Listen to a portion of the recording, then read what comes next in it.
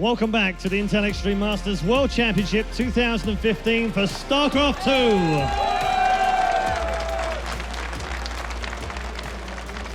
2. I sense a little bit of quiet in the crowd right now. I think we need to do something about that, and we're going to do something about that very shortly with our third quarterfinal of the day. But first of all, let's just check back with the results so far. Of course, we had our first 2 days in the round of 16. We saw plenty of surprises, plenty of shocks, and a couple of stomps as well. And today has been no different. A couple of shocks already.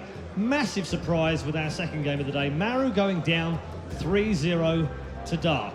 My Twitter said, the night is dark and no longer full of Terrans. It's about right. You're very kind. Don't encourage me with the puns anymore, promise. Right, time to move on now to our third quarterfinal. Now, this is a little bit different because instead of introducing the players, I gave them both the opportunity to talk a little bit of trash to each other as part of the introduction, because these two are both from CJ Entus and therefore teammates. And so when I went to see Bbyong, he said, "Today is my day." Okay.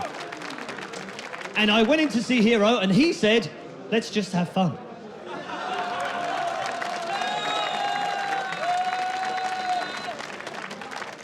It's incredibly difficult to get some trash talk going, even between teammates on a day like this. But trust me, they're both fired up and ready to go. So please welcome CJ Entus, herO and Bbyong.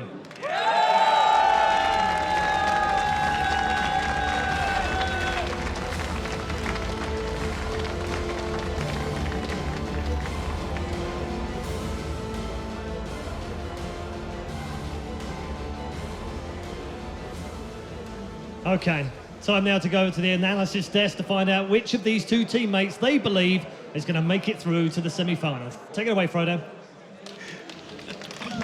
Thank you so much, Red Eye. That's right, it's time for the third quarterfinal here at the Intel Extreme Masters World Championship between CJ herO and CJ Bbyong, two teammates who, well, they had some choice words, I guess, for each other. That's one way to say it. But I'm sure, of course, it's all fun and games. These two guys, they've met plenty of times in the past. As there's a lot of inside jokes probably between these two players as well. You know, they've actually met up several times over the Star League, WECG, Red Bull qualifiers, even going back to WCS. What are you guys goofing off about? Oh, it's nothing then. Every once in a while I get him to giggle and he can't stop. I like it. All right, well, Jeff, well, since you're the camera's ready on you, what do you think? Why don't you lead up the discussion here and talk about let's talk about Bbyong here. We'll go to Snoot first. Okay, we'll go to Snoot. So, Snoot, while the camera's on you real quick, let's start with Bbyong, a person that you were saying you were pretty friendly with when you were in Korea as well, spending some time playing with him. What do you know about him going into his Terran versus Protoss? I don't know a whole lot about his TVP, but just like in TVC, he sometimes plays those mech compositions.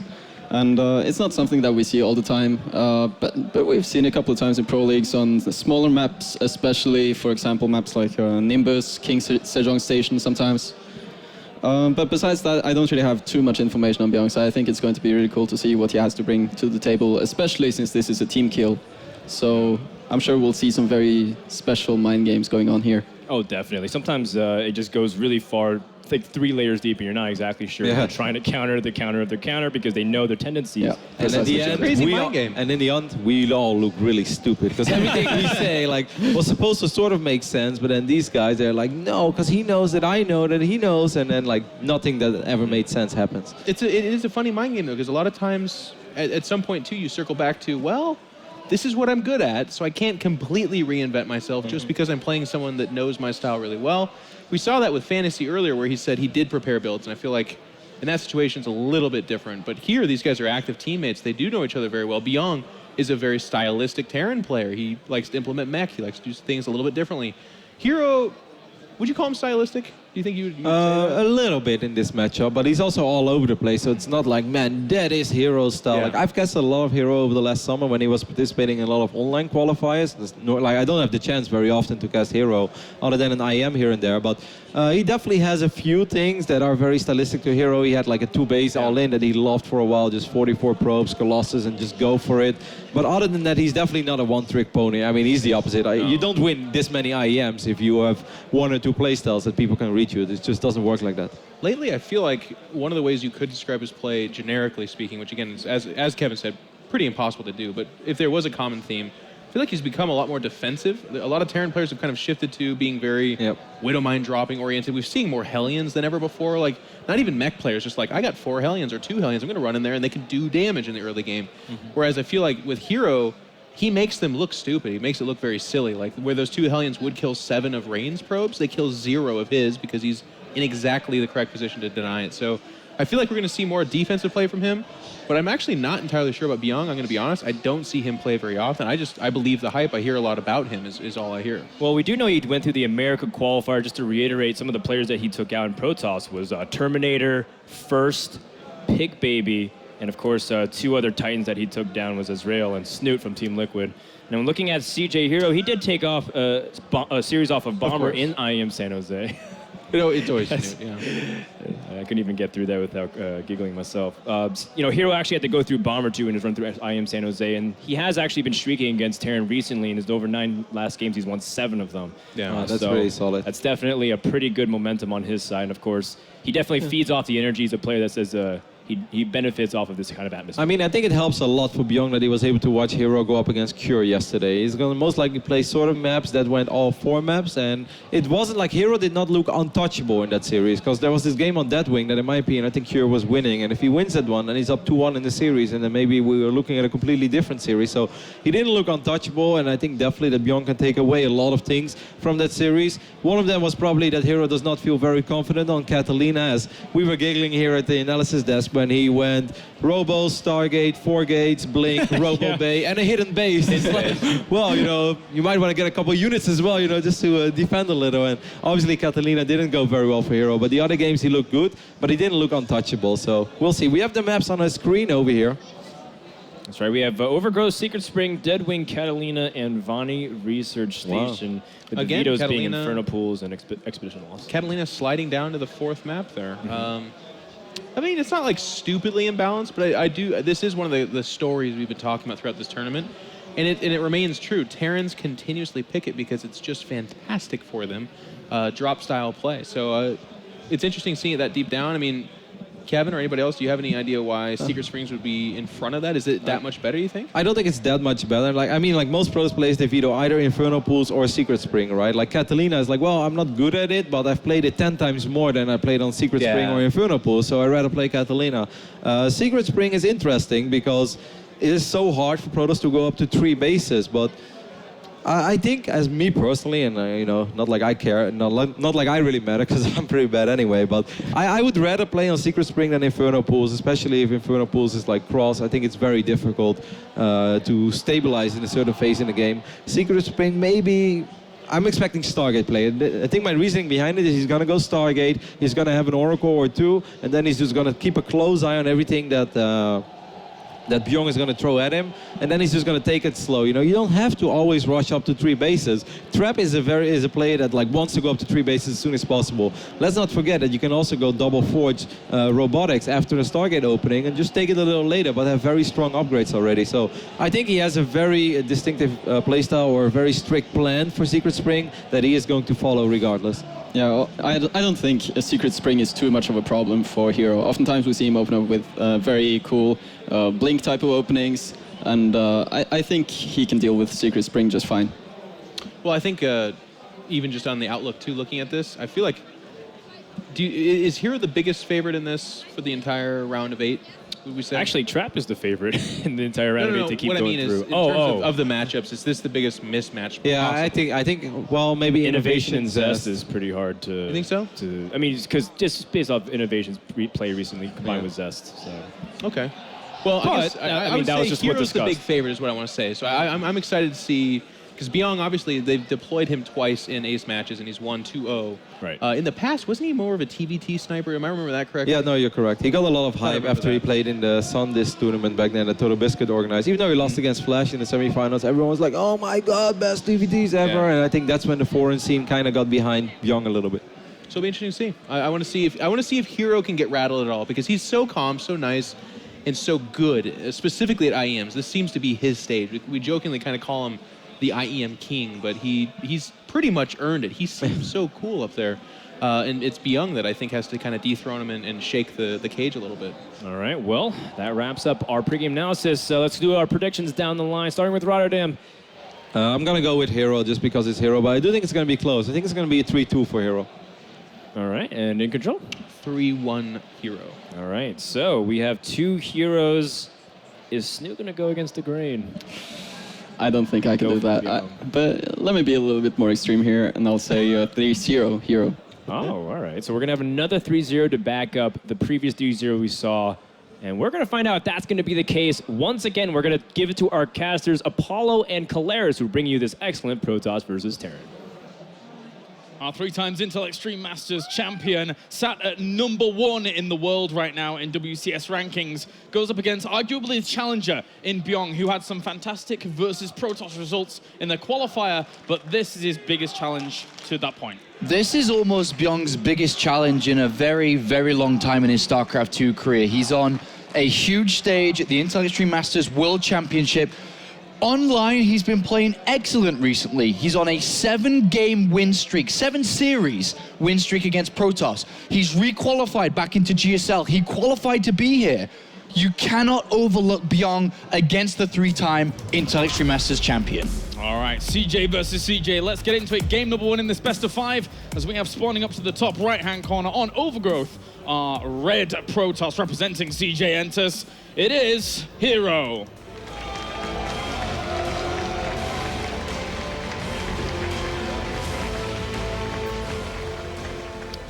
And down to the bottom left-hand corner, our blue Terran, also representing CJ enters. It's Bbyong.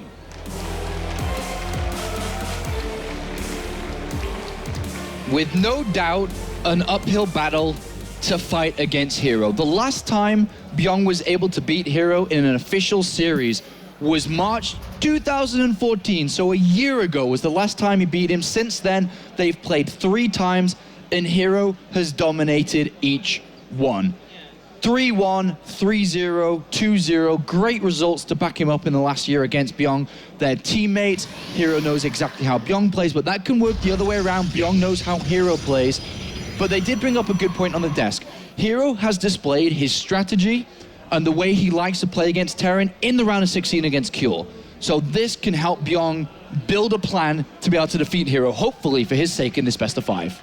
And Bbyong, with the houseborn rivalry that does occur in this situation, is going to be hungry for this, very hungry. We already heard him yesterday, the way in which he's approaching herO here. He's denied him from not only tournaments inside Korea, but also outside Korea, to be able to travel. CJ herO takes all the glory on that team. Bbyong wants that top spot there. Yeah, herO is by far the #1 player on CJ.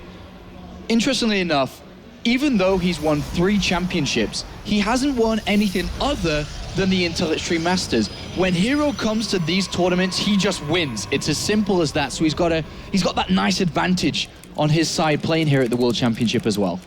He's clicking away furiously to start things off here in this best of 5. And he's just created himself a little wall off over in his main base to intercept any kind of, or to stop any kind of Reapers bouncing around. But that's not the case on the other side for Bbyong. He went for command center first into some lovely barracks. herO's build is perfect against Reapers, for example, which is the most common way to open up against Protoss over the last 12 months or so. Yeah. But what we've been seeing recently by Terran players is a big switch up to command center first here. When you play defensive against a Reaper, you're building a wall, you're sitting back, you're not really scouting, you're getting the mothership core out as fast as possible, and you're waiting for the Reaper to come in. That means you're not being aggressive and you're not challenging the fact that a command center first can be played here. So it's nice and easy for Bbyong to get away with this, and he will. And it's a nice boost to his economy very early on. Just heading on back with that SCV as it gained himself a little bit of information. Saw pretty much everything that was going on, even the extra gas being thrown down. So he doesn't have to be too fearful of anything with that second gas being added on a little bit later than the normal for some kind of aggression. Yesterday when herO played this map against Cure, or the day before, whichever day it was, in the round of 16, he opened up with a build that he's been working on quite a lot over the last couple of months, which is the Blink opening into the robotics facility to Dark Templar with a Warp Prism pretty fast. And while he does that, he moves over to take a third and climb it up to Colossus. And so far, he's followed the same build to the T. The Twilight Council's coming in, he'll want to get Blink, and then we'll see if he follows down that pathway again. Or does he want to deviate a little bit? Does he want to put a lot of pressure on with Blink? Does he want to sit back and use Blink to assist the core part of his game against Terran, which is the double forge, which he's used every single game so far in the last little bit he's been playing against Terran? It's nice to see that there's not too much deviation from more norms here. When it is this kind of in-house rivalry that you do have between two players like this, it's not even so much rivalry, it's just domination by herO and Bbyong wanting to attain those heights. Yep. It would be all too easy to throw in something kind of crazy, try and catch them off guard, but herO is happy to just go to his normal build. He's feeling pretty confident with it. And likewise, Bbyong's going to be feeling pretty comfortable with his command center first here. 3 barracks, right going, he's got his double gas, he's got stim. He'll want to look at even maybe an engineering bay very shortly here to start that +1 attack early, to maybe give him an option to build turrets if an Oracle or Dark Templar were to be used. herO on the other side of the map, second gateway. This is his comfort here, to have 2 gateways, because if we were to see pressure moving out, double gateways, double stalkers with the photon overcharge is pretty comfortable to sit on. Yeah, and the Robo just as the transition method from there on out. So have a few observers out on the map if he needs them. Spot if any drops are going to be coming along on the left or the right-hand side. And we could see the Dark Templar come into play very, very shortly. So far, he's still following the same path that he used against Cure and is used against other players in Pro League in the past as well. And there's quite a lot of space for him around the natural amp main to even hide this. At the moment, Bbyong doesn't have too much information as to where all the pylons are as an opponent's base, so it can be hard to find it with scans. And there it is. So from the very tee, he's used the exact same build that we've seen him use in the past. So he'll be wanting to get that Warp Prism out very well, if not immediately, and swing it around the left-hand side. He's going to go for an observer first, but he'll want to swing the Warp Prism around the left-hand side and then drop Dark Templar into the base of the Terran as he gets ready to move out himself. As you can see, the starport's on the way, the medevac's going to be on the way very shortly, and as he moves out, the Dark Templar move in, and then he has to come back and defend, and that's when herO takes his third and looks at Colossus, looks at Double Forge, and moves to the next part. Unfortunately, Bbyong denied scouting. So far in this game, he's had no intel on what herO's up to. Yeah, and that's a really good point that you mentioned, because without him even seeing a Twilight Council or having seen Blink finish or anything like that, he doesn't know that right now that Dark Templars are even a threat. But he has added on a missile turret out of kind of spontaneity here. Yeah, I think this is telling us all that Bbyong knows who he's playing against. Teammates, friends, practice partners. His build covers Dark Templar. He's got 3 turrets, 1 on the natural, 1 in around the barracks, and then 1 in the main. it's going to be very difficult for herO to make this work, but if the units move out, he can still destroy the turrets, I suppose. Yeah, and he's actually just going to go straight for that. Bbyong knows what's up. He tries to repair at the very front there, adds on another missile turret instantly as he does know his opponent, but good blink micro there from herO will save every stalker. A couple of Widow Mines for defensive reasons here as well. But here comes the drop. The third base has been planted down before, so Colossus is going to bin to start protect that third. Is this, I don't know, I think he knows it's coming. He knows herO. He is walking into a very bad spot. There's one, now look at this, he just knows. herO's like, wow, I can't believe this guy. Well, very good preparation here by Bbyong to start things off. I'm forced to cancel one of those, but was out of range of that detection for a second. If he moves too far forward here, turrets will give range, or at least make the unit visible for the mine to take it out. That's so funny. You very rarely see that level of preparation, again, because they just know each other. He knew exactly what he was playing against. He knew this is herO's favorite build. herO's gone to his favorite build, and Bbyong has shut it down, and now herO's in trouble. He's being forced back, and the Dark Templar are meant to keep these units back. He's meant to be defending. And now the third base is exposed. Colossus isn't ready. He walks in the Dark Templar to help this, and if he loses the Nexus, this is huge for Bbyong. Drops the scan, kills off the Dark Templar, pylon falls as well. He has no units. The one Colossus is so far away from completion. Probes have to be pulled off the line. Bbyong has ripped this first game like a book, and all of these stalkers are under pressure. Here come the reinforcements. herO is really up against it. Photon overcharge is working like a charm though, but there's another Marauder. He's got it. He can't let this Nexus die. It's going to fall. It's going to fall. These 3 Marauders. Probes are coming to fly to help. They're going to do it. They're going to do it. Focusing it down. Gets it in the very end. Bbyong with a beautiful pickup to start this off. He is just absolutely, as you said, red herO, knew exactly what he was going to do. What StarCraft players would call this, and herO will call this, is a blind counter. He didn't know what he was doing against, yet he was completely countered. And that's just because Bbyong knows herO. And herO's in a bit of a pickle, as we like to say. He's lost his third, he's lost momentum in this game. The Dark Templar shouldn't really be able to achieve very much. And Bbyong is powering up. Second starport to increase for Viking production, ready for the Colossus. And it's a beautiful game from Bbyong. Yeah, definitely. It's almost, I would even go as far as to say it's a blind, educated counter because he just knows him so well. He's set up with Widow Mines because he knows that hero's probably going to try and threaten. He still has that weapon available to him. And that could go very, very awry here for herO. A couple of adjustments from herO to survive the next part of this game. He's only got a single forge, so to kind of cut resources away from upgrades. He's also added on a couple of gateways to help protect and increase the unit count after the Nexus was taken down. He's just dedicated resources to 2 more Dark Templar. There's one already gone down. And that didn't slow him down a whole lot. So he's going to have to be careful over at his third base. His army's looking okay now. 2 Colossi are in the mix, so we'll be able to keep him back for a little bit. Yeah, and he sends another Dark Templar in here, wasting a scan, slowing this army down maybe a little bit, hurting it, hopefully, so that he doesn't have to fight with minimal units. Yeah, doesn't have that many force fields actually there. No. He's only got 3 sentries to actually choke this off. So just have to be careful with how he engages this army, because there is potential that Bbyong just straight on in. All the sentries died very, very quick, but he's actually going to try and go straight in for this army. One of the Colossus at the back is threatened so heavily. Bbyong takes that down, going for the second. Third will end up falling as well. Bbyong is all over him. Bbyong is all over him, and he's going to take map number 1 here. A very difficult game for herO. Bbyong has just completely countered how herO likes to play. So well done. Probe to off the line. Bbyong doesn't even break a sweat here in game number 1. Actually just completely dominating him. Another Dark Templar comes in to try and deny, but the third will fall yet again. And this Kalaris is going to be the end of herO in map number 1. GG, game number 1 goes to Bbyong. And that's a great start for him in this series. It's a real perker-upper in terms of going up against his CJ nemesis almost, as much as they are teammates. Bbyong, he said yesterday, he wants these positions. He wants to go into international tournaments. He wants to be victorious. Game on for herO. Definitely and game on. I mean, this is just the huge advantage that you get as a player playing the same race that your opponent played in the previous round. It's that simple. Yeah. herO played 4 games against Cure. And obviously herO isn't going to go ahead and say, I'll save builds for later in the tournament. No, it's the World Championship. You give it your best shot. And he gave everything to Cure, and he won 3-1 and he moved on.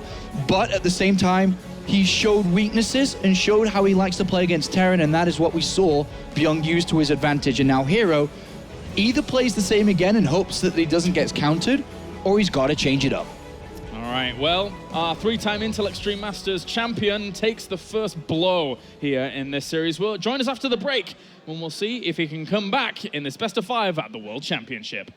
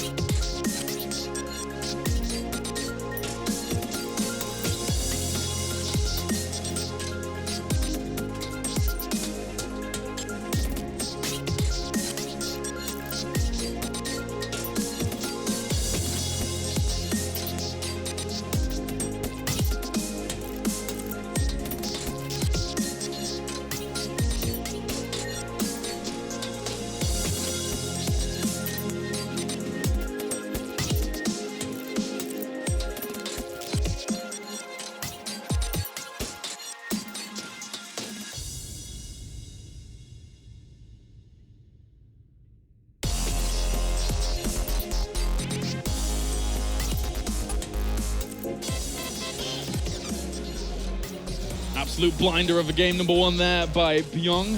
As unfortunately for that man on screen, Mr. herO, he got blindsided basically. He didn't know what hit him, but he can walk away from that one knowing that, all right, Bbyong knows me pretty well.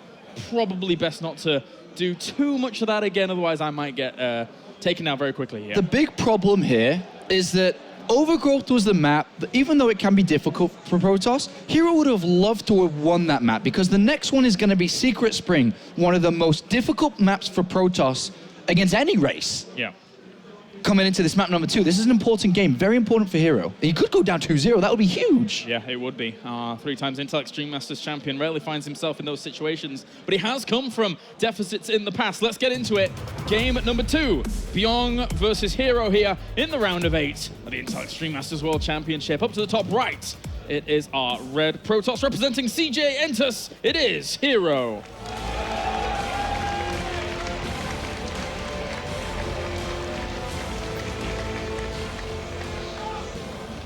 And to the bottom left-hand corner, our blue Terran up 1 game in this best of 5. Also representing CJ Entus, it's Bbyong.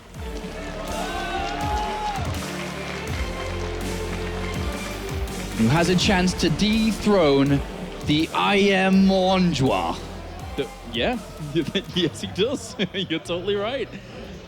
herO, he always comes prepared and he's always looking very ferocious at these tournaments, but Bbyong, the way he played out game number 1, herO has to take a step back and say, wait a minute, all right then. I better take you a bit seriously here. Funny enough, we've already seen a bit of thought process come out from Bbyong in this game already. He's opened up Command Center first in that previous game, and it's actually been quite a common opening at this tournament too.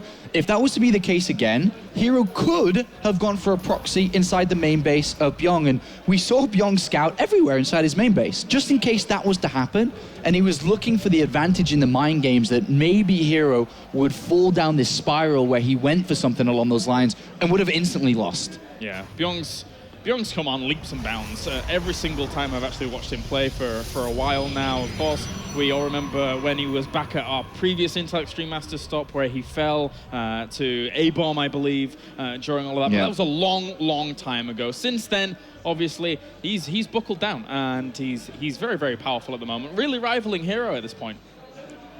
If herO was to lose this match, it would be the 2nd Intel Extreme Masters in a row that he would be eliminated.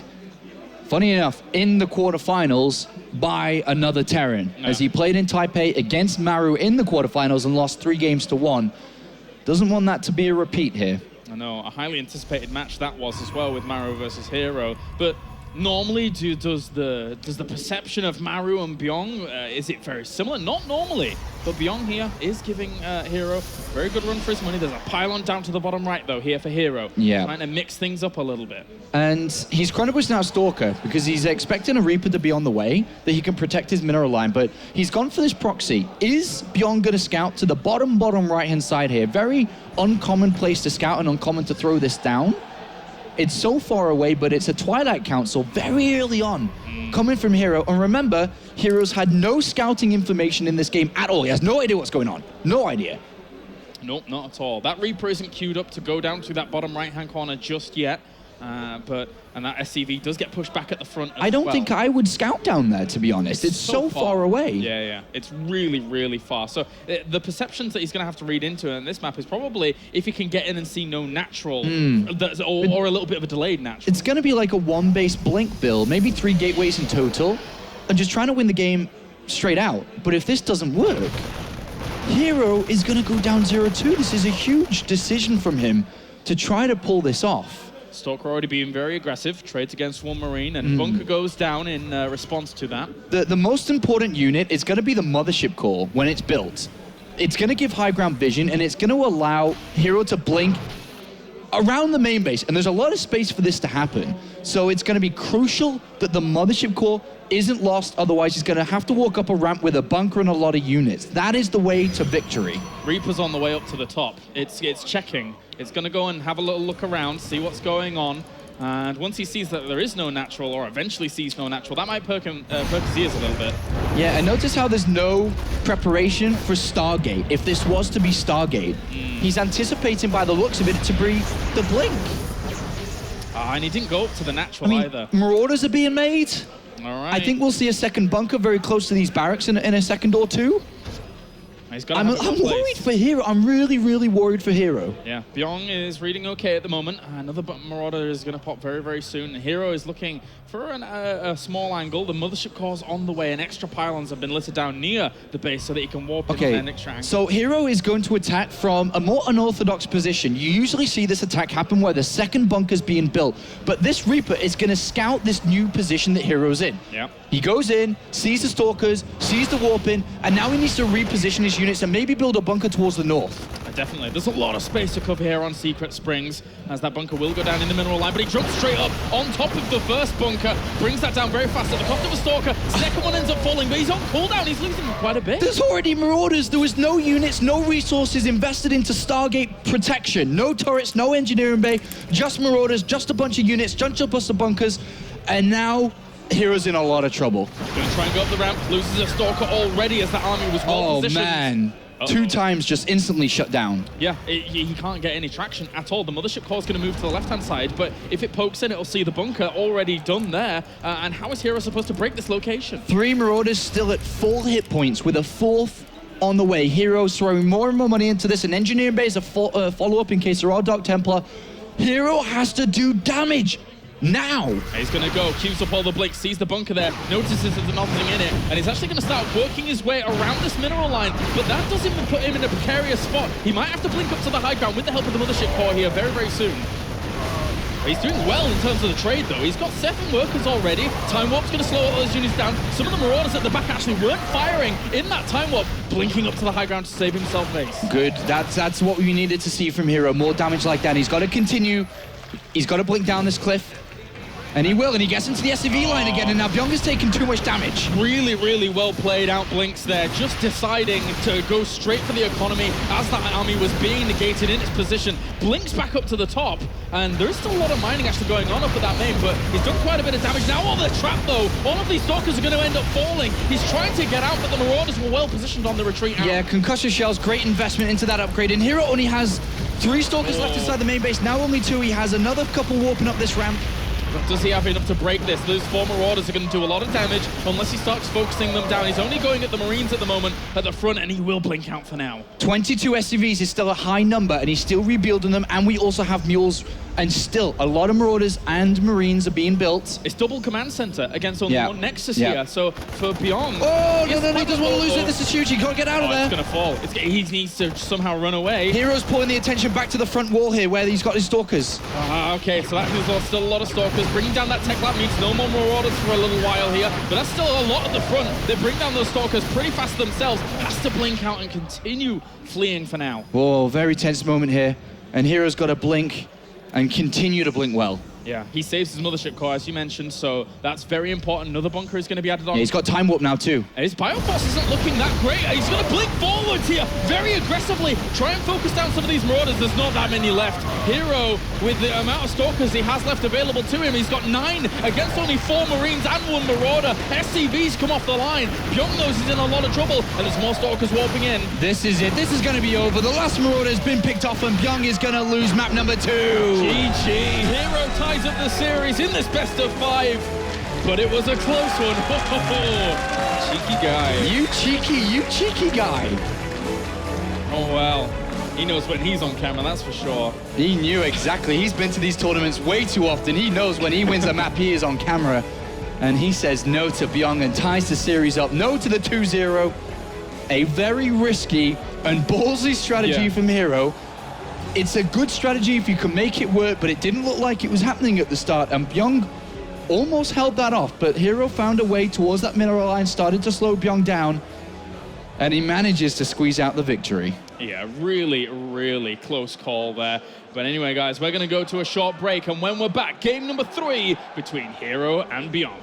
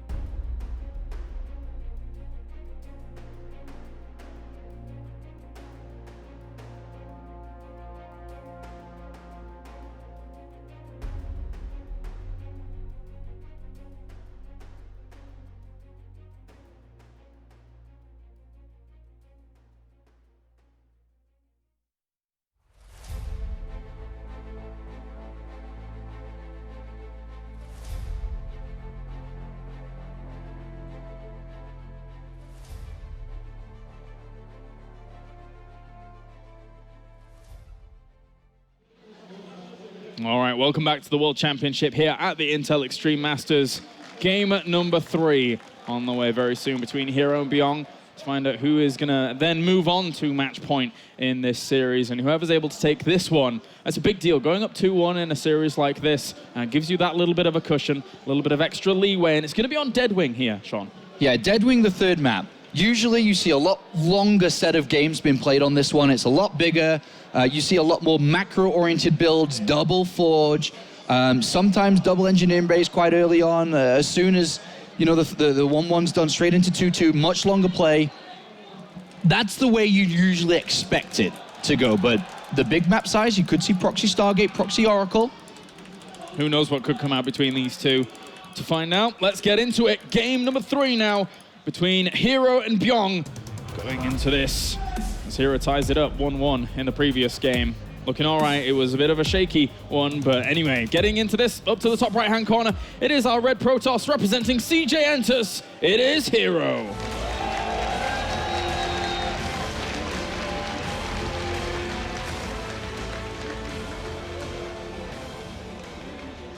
Down to the bottom left-hand corner, our blue Terran, also representing CJ Entus. It is Bbyong.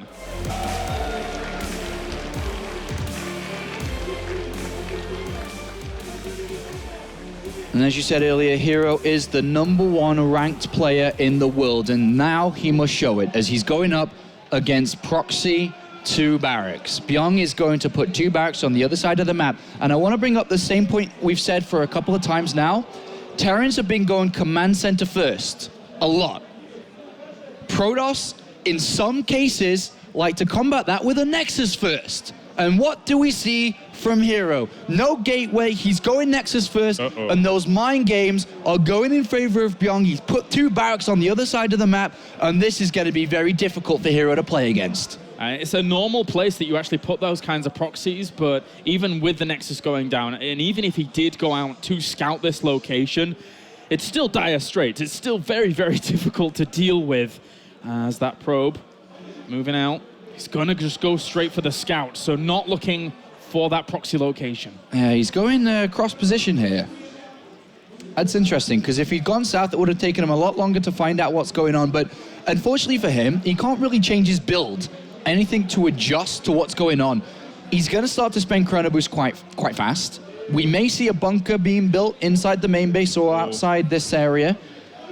And it's going to be just inside the main base here.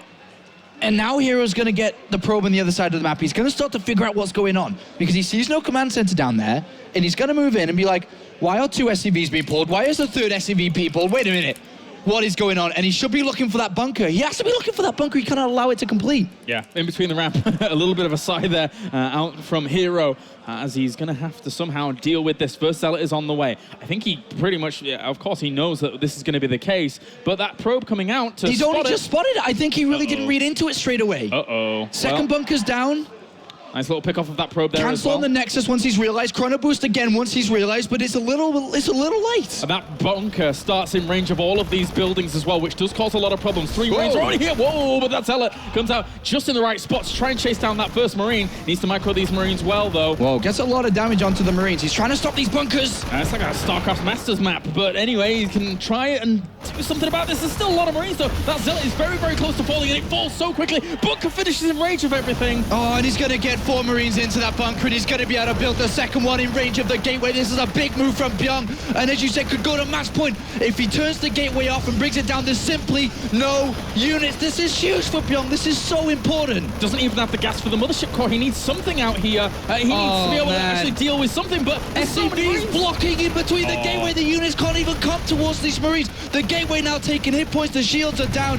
If that gateway is going to die, then it looks like herO will die with it. That's brutal, brutal stuff. Bbyong playing this out brilliantly. There it's gone. Another bunker being added on as well. Marines moving forwards. Just need to get on top of that Stalker. That is the remaining bastion of hope here for herO as he pulls all of his probes up to try and stop it. But he's losing probe after probe. This is disastrous. And now the Stalker goes down as well. Only the mothership core left, and it is not going to be enough to stop all these Marines. There are still 2 by 2. They run back to the bunker, and CJ herO, a smirk as well as he had that smirk in that previous game. Well, who's smiling now, Kalaris? It's been wiped off hero's face. GG, Bbyong takes the game 2-1, and that means he is one map away from the round of 4, one map away from defeating his teammate CJ herO. And now pressure is really, really on herO. That was a big moment now, as he has to win the next 2 matches in a row.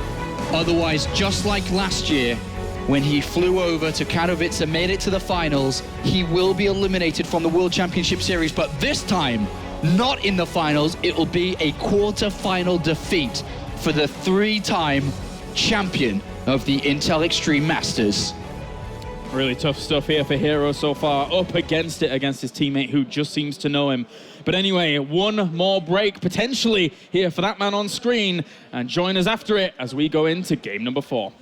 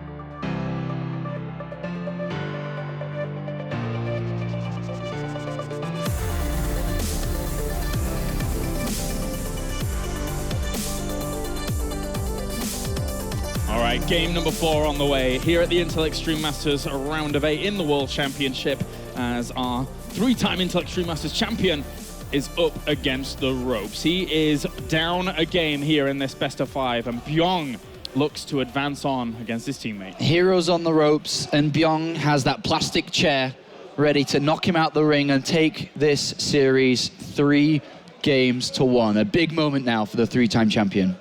That's for sure. Not smiling anymore. It's time for serious mode from herO here. We're going to be going on to Catalina for map number 4. Very difficult map for Protoss players. Very difficult. All right, let's get into it then.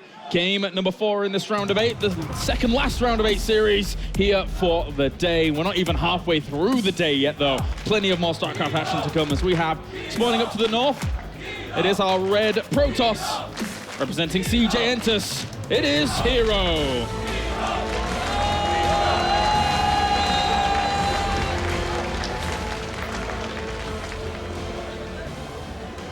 And down to the south are blue Terran, 1 map away from moving on to the round of 4. Also representing CJ Entus, it is Bbyong.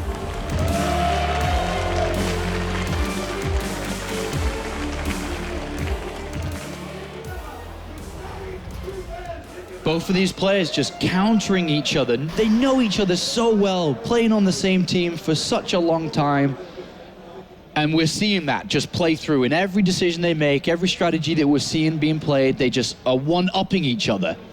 And now coming on to Catalina, what are we going to see from both? It looks like we're going to see Bbyong go back to his command center first, whereas herO has got to play safe, he's got to play careful, he can't allow drops to enter, and that's one of the biggest parts of this map. But luckily for him, in the positions that he spawned, it's better than if he'd spawned to where Bbyong is in. There's not as much airspace. It's a little bit easier to defend this location than it is to defend the one in the bottom right-hand side corner. And he's going to need every little bit of edge he can get.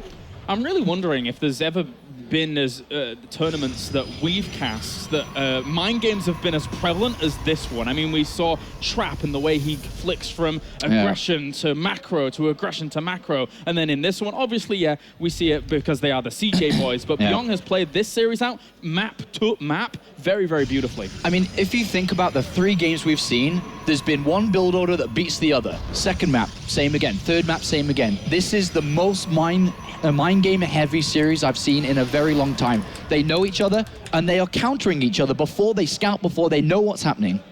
It's been beautiful to watch so far. Now can herO pull it back to get us that 5th game? Is all important. As for now, Bbyong is already set on the scouting path. He's doing the same build from game number 1 at the moment. Just the usual, get a command center into those 2 barracks. Gives him plenty of units to counter anything that's coming along at the start. Yeah, absolutely. But, you know, Marines coming out 2 by 2. We'll start a 3rd barracks as well very shortly. And just move on to the mid game where he's safe. He can start building turrets, getting his upgrades kicking in, building up towards when his medivacs are ready so he can move out. And that's what hero's going to need to scout, because herO, for the first time, is moving out with a probe. He's got no information on his opponent whatsoever. He has double gas, so he does start to bank a lot. Is he going to throw down a pylon on this right-hand side? No. Probably not. He's looking for barracks. He's placed his tech choice inside his main, which an SCV is about to enter. Yep, and will it be able to get back there? The mothership core might zone out if he reacts quickly enough. SCV doesn't want to go past the wall. Yeah. So not too much information there at all for him. But he knows a pylon is at the back of the mineral line because of the way the cybernetics cores play. The SCV snuck back in. All right. Did he get even the information? No, he saw the pylon, so there could be something on the other side of that pylon. So it is not obvious where something will be. So good scout here from herO. Runs past, sees the follow-up. It's 3 barracks. Gases have been seen. Very good scout from herO. And unfortunately for Bbyong, didn't get far enough towards the back to see the Stargate or not. Engineering bay is on the way, though. And that will help out quite a lot when it comes up going against these oracles. But one thing to note, compared to usual Protoss games, which Bbyong didn't see, was a Stalker out in time. Usually you see the Mothership Core and a Stalker to push back Reapers. So if a Stalker wasn't built, what was that gas being thrown into? And Bbyong can't be certain. But usually when this happens, you do see Stargate play as a common follow-up. Turrets have been added on. The engineering bays were built. He's reading into this. Yeah, very, very well done by Bbyong, just to add on those missile turrets before it even becomes a threat. And the Oracle is now on the way. But as it gets there, it will be rivaled, easily rivaled by those missile turrets. Yeah, the missile turrets are going to be there, but there is going to be a couple of small spots where we could see damage being dealt still. Yeah, that's true. If Trap's anything to go by, then that is very true. The Mothership Core on the other side of the map has to be very careful here. It's going to have to recall. All the time warp to safety of the high ground, and it does manage to get there. That was... But now there's no photon overcharge, and the Oracle has to come back, but there are 2 of them. So I think he should be okay against these Marines. Especially if he keeps that Stalker alive. Yeah, he should be able to destroy both all these Marines, actually. Yeah, he's just going to start zapping away at this, and those Marines having a bit of a hard time rivaling that. Good macro there by herO as well to keep one of those Oracles alive. Second one will also not die. Yeah, nice play back there by herO, and it's a great addition to have that second Oracle. And unfortunately, Bbyong, whose plan was solid, pushed the Mothership Core back, forced the time warp for it to escape into trying to get some probe kills, but sadly that didn't work. Bought him a bit of time to make sure that his SCVs aren't dying, but now the Oracles will be on the offensive again. They actually split themselves up. Them coupled together, I mean, that's what we were seeing from Trap before, and I think it's a very, very cool tactic. You get those one-shots instantly. You don't have to stick around for as long in one location. And he'll be looking to dip in with these Oracles. We are going to see Double Forge come out from herO. So he's gone 3 gateways, which is pretty comfortable to build a decent amount of units to support the Double Forge, and then he'll be falling back into... I suppose Colossus eventually, but for now, obviously an observer to keep track of what's going on Bbyong's side, and 3 kills added to that, 4 kills. 5. Lovely. All right, so we're up to 6 at the moment. As you said, with that Double Forge finishing up back at home, Warp Prism has been added on here for herO, and even the Robo Bay going down as well. So he's really looking to continue on with the pressure. And notice the locations of the Double Forge. Very nice, in between the 2 bases, not on any edge of bases where drops can come in, not towards the back where you don't want to lose these. Think back to Maru against Patience in the round of 16. You lose the Forges, you lose the game. Yeah. We'll find a few Marines in the middle. Actually, losing one of the Oracles there. A little bit sloppy, herO there with the control, but he gets a few for his troubles. Yep. the attack is on the way, but there are sentries there to be able to deny it for a while. You force field the ramp, you keep your units safe, it's no problem. There's one force field, there's another. We'll lose the Stalker at the front. He's going to lose the Stalker and maybe even the Sentry here. This is a little bit sloppy from herO. Yeah, this could get out of hand. Oh, this is very sloppy. Two Sentries going down. And you cannot make big mistakes like this when you are down 2-1. That shot, that one shot that he got off there, he's trying to run up the ramp. That force field goes down just in time to delay that from occurring and get so that this force has to be sealed in with the photon overcharge. But you're right, if he can get a few probes, that would be nice. He's still stuck though. Gonna walk out of range and he gets more sentries. Oh, herO is crumbling. herO is making mistakes here. He's managed to actually use this warp prism to take the attention away, but you can't lose so much like he just did. That's very expensive when you're going double forging Colossus. Eventually he'll try and clean up the majority of this. The two Zealots holding on strong behind it. How many works did he get? Only 3 for those couple of Zealots? Oh man, you can't make such big mistakes on such a big stage. This is... When you play Double Forge, it's such an expensive way to play that you need the Twilight Council, and when 1-1 is done, you need enough money to start 2-2. Otherwise, why even bother going Double Forge? You might as well just go 1, because you'll start 2-2 at the same time as you would do by having so much damage being taken. Tough stuff. And he's got to rebuild sentries, otherwise the units can just walk up the ramp. He's got to add Colossus. He's going to be very low on units for when the next stage of the game comes in, when Bbyong starts to get drop heavy. That scenario down to the third base feels like deja vu, with the Oracle denying that third base as well as Missile Turret. 2 or more SCVs are on the way, and double deja vu, as herO should be able to pick that up once he realizes that's going on. There's even Widow Mines in the mineral line towards the north here too, which were dropped in. Yep, and well, we'll get out there with that, but here we go. Gonna try and drop, but there are already Colossi there. And another Widow Mine up to the north. A lot of lack of mining here from herO, and that's not what he wants. After a couple of losses he's taken, he's got to be careful not to be pylon blocked now. herO stuck at 84 supply, trying to build 2-2 upgrades. He does have that going for him, but doesn't he have enough to stop this next set of wave of units? Ambitious. He stims up. He's trying to look for the Colossus. There isn't enough force fields or anything to stop that from happening as the Bbyong gets a free Colossus. And just, well, almost free Colossus. And jumps on out. This is all going downhill for herO. Bbyong is just playing with food at the moment. herO's crumbling on the big stage where he's won so much before. He's got to knuckle down. He's down 40 supply. You do not want to be down 40 supply. Bbyong has a third which has been slowed down, which is nice, but it's going to start to get up now because this turret's helpfully going to protect this SCV.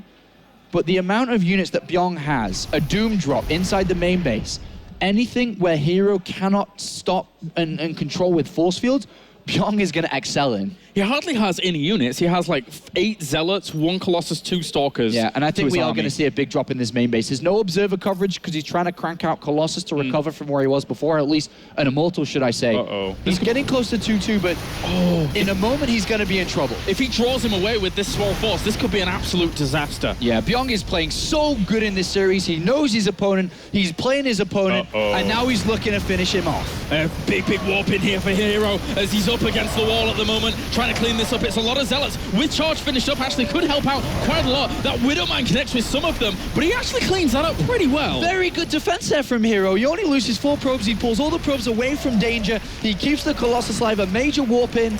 That was pretty solid considering. Yeah, definitely. The Warp Prism is going to try and dive in as well, but there's plenty of units to deny that. herO shouldn't be looking at that angle, maybe looking somewhere else. He warps in 7 Zealots, 6 Zealots even, I should say, but they're going to get absolutely ripped apart, so that was not a very good trade there for herO. And he does stop that, and this will get pushed back as well. herO survives. He's got 2-2 upgrades versus just 1-1. There's no armory, there's no second engineering bay. There's no hidden nexus over there either, Bbyong. Don't worry about that. I know that did happen earlier on in this tournament for herO, but that's not the case. And herO definitely surprising Bbyong a little bit. That's why he's scanning over there. He's like, how are you still alive? Yeah. Exactly. That's the confirmation of, well, I guess I am doing pretty well in this game. Just think, 2-2 upgrades. Even though herO's low in supply, he managed to survive long enough to get those 2-2 upgrades out. It's only 1-1 for Terran. A big advantage in these fights.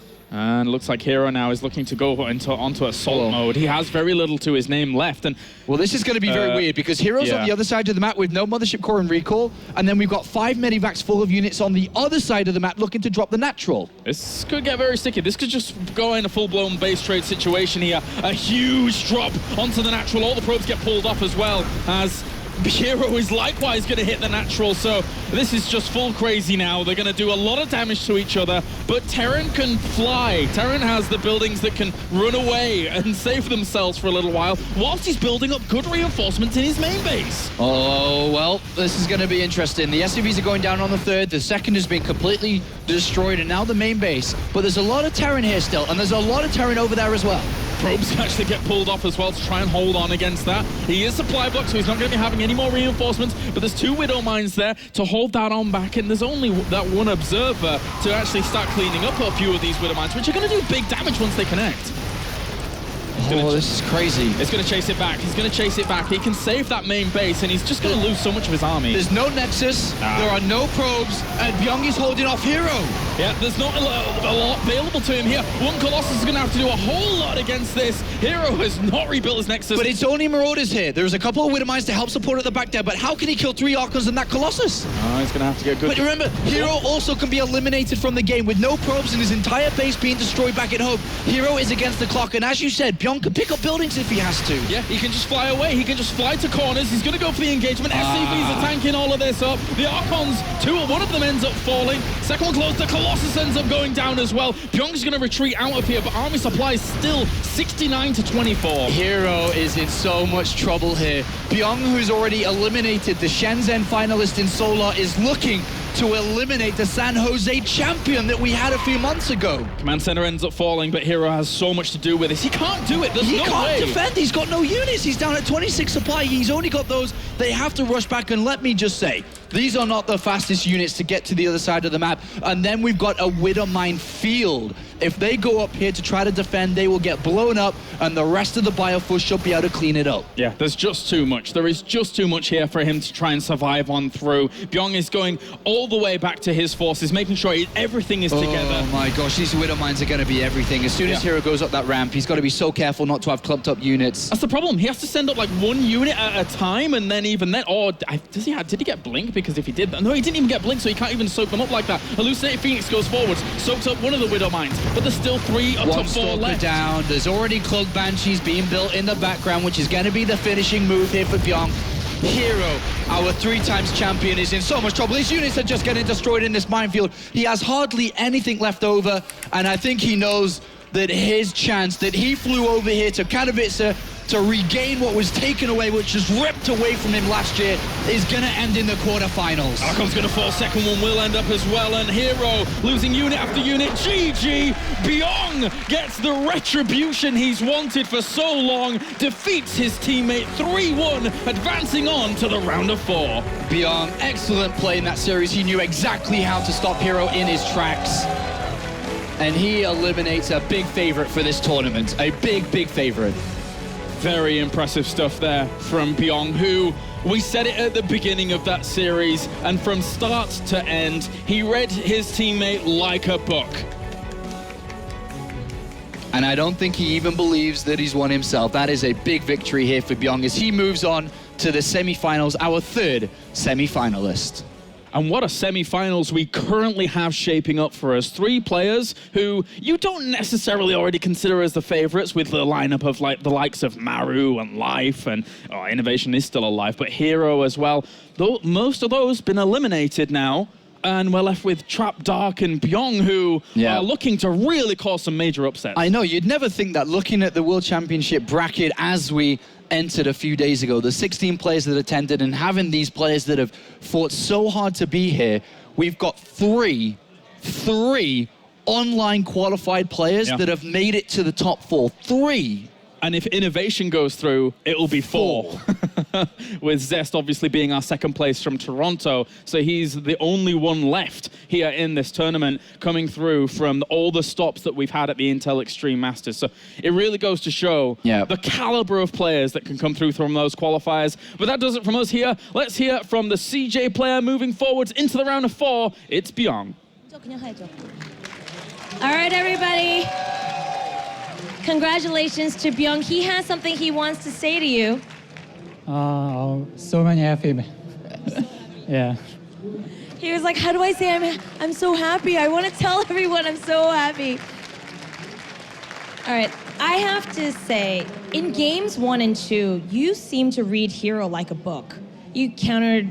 I mean, the way you played was amazing. How well do you know herO? 제가 준호랑 대회 때 굉장히 많이 했는데 시행착오를 굉장히 많이 겪었어요. 제가 그 전까진 다 졌는데 이번에는 진짜 분석을 제대로 한 것 같아가지고 이긴 것 같아요. 굉장히 기분 좋아요.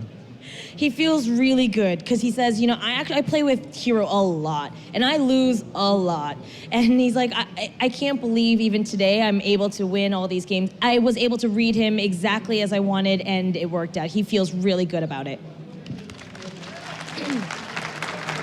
Well, we know he feels good about it. You were so determined to win. You kept saying, today's my day, you know, I'm gonna do this, and you finally did it. You did it.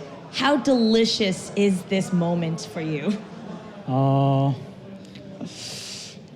그냥 굉장히 좋고 제가 좀 신내다가 많이 지는 편이었는데 이번에는 준호를 진짜 이기고 싶어가지고 굉장히 마인드 컨트롤을 많이 해서 좋은 결과 이뤄진 것 같아요. Okay, he said, usually, you know, sometimes I'll get too excited and then lose games, but this time I really wanted to beat herO, and so I was able to control the way I was thinking, and he's really happy that he was able to do this. All right, then, here you are, semifinals. So far, this is the highest amount of prize money that you've ever won so far. Are you happy enough right here, or what's your motive? I'm happy, but 제가 이제 욕심이 뭐라 해야 되지? 네, 욕심이 더 나기 때문에 제가 싫어하는 상대도 다 떨어졌고 그래서 우승을 좀 욕심 좀 내보려고요. Okay, he says, well, he's happy. We got that part. But he's kind of getting greedy, but greedy in a good way, right? He's hungry for that prize money. So he said everyone he wanted to beat, he's already done. Everyone who he wants out of the tournament is out. So he's really aiming for that #1 spot. All right. Well, good luck to you. Maybe you will be the one to bring home more money than herO this time. Do you have something you want to say to herO? I'm sorry.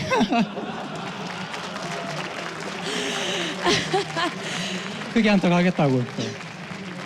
크게 한턱 낼 거예요, 제가. He said when they get back, he'll buy him a meal or something. He'll take care of things. But all right, well, thank you so much and congratulations. Back to you guys at the desk.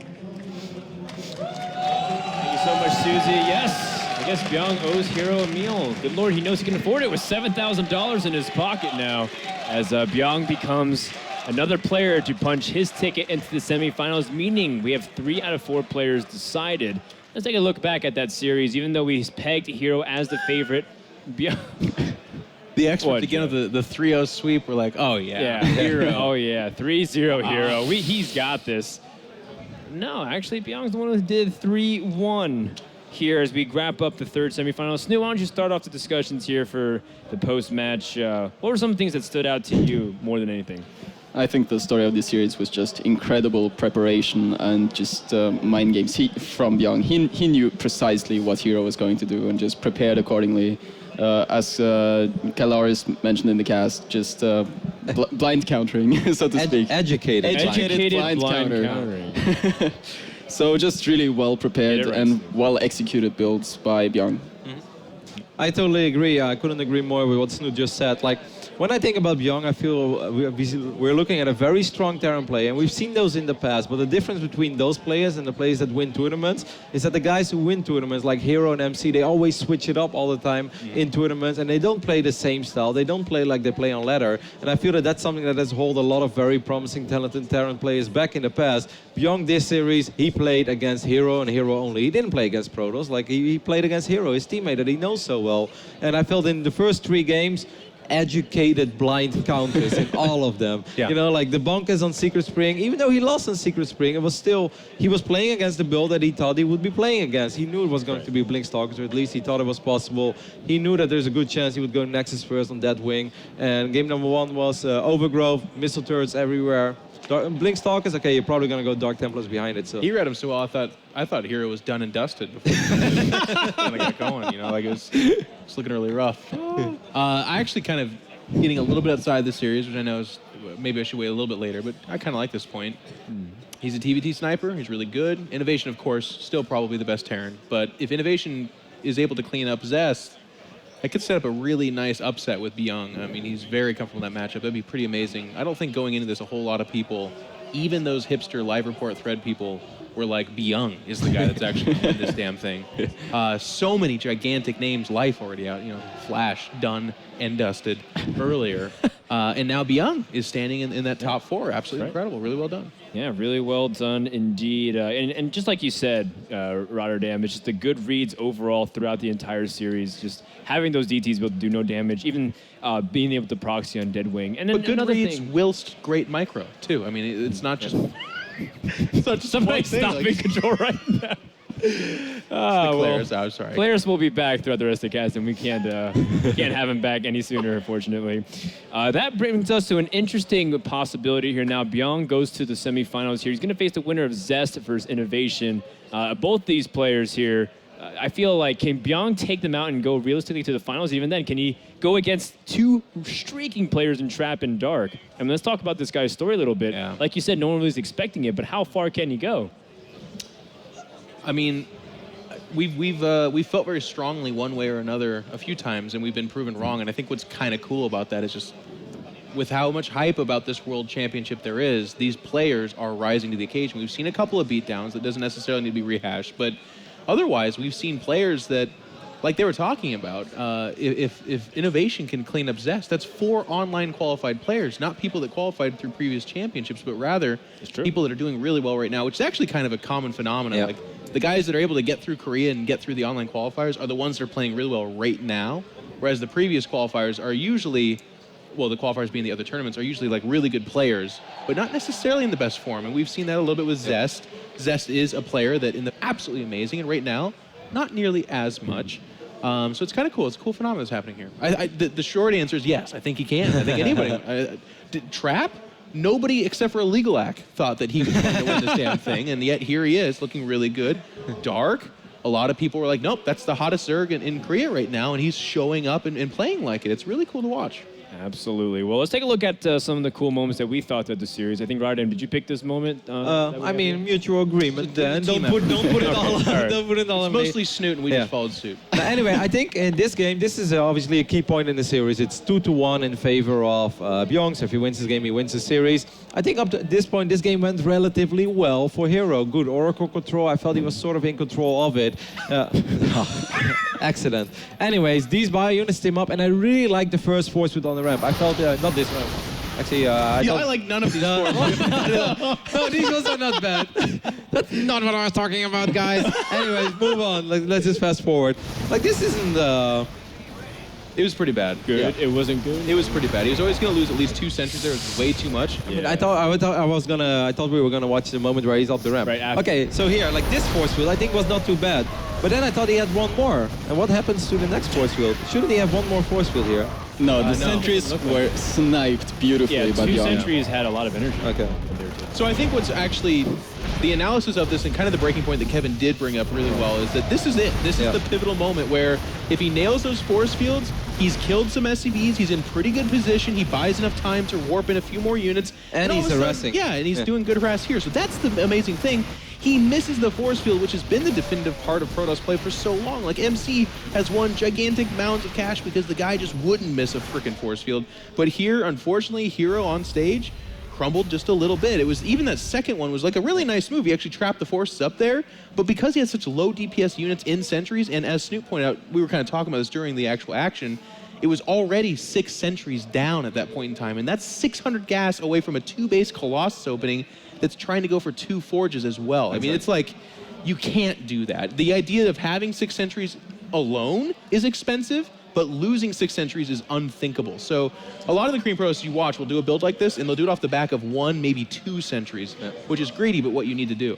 And especially on Catalina, where it's so hard to go up to 3 bases. The gas that you have on 2 bases, you have to cherish it. You have to protect it like it's your firstborn child. And obviously, you cannot lose 6 of them, because that would make you a really bad parent.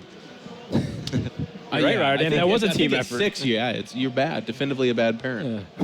Yes, at that point. The first 4, it's like nothing else raised a red flag before that.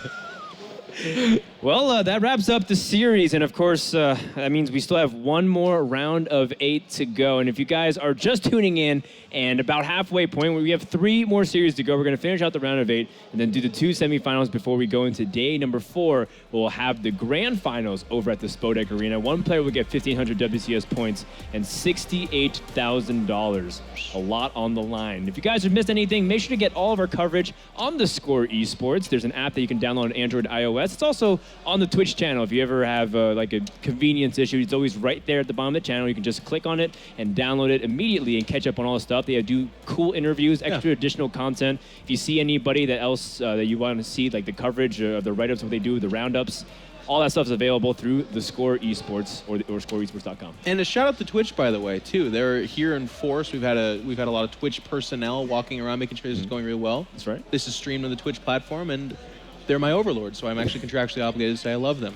Great. Just waiting for that. Well, thank you so much, In Control. I guess I got to do that too. Shout out to Twitch. And we're going to give a big shout out to everyone else here that's watching the stream. We know that everyone has been really excited with us. Make sure to hashtag IEM and tell everyone that StarCraft 2 is going on and that you're a gamer. We'll be right back with more StarCraft 2 That's what I thought you were going to say. Right after this.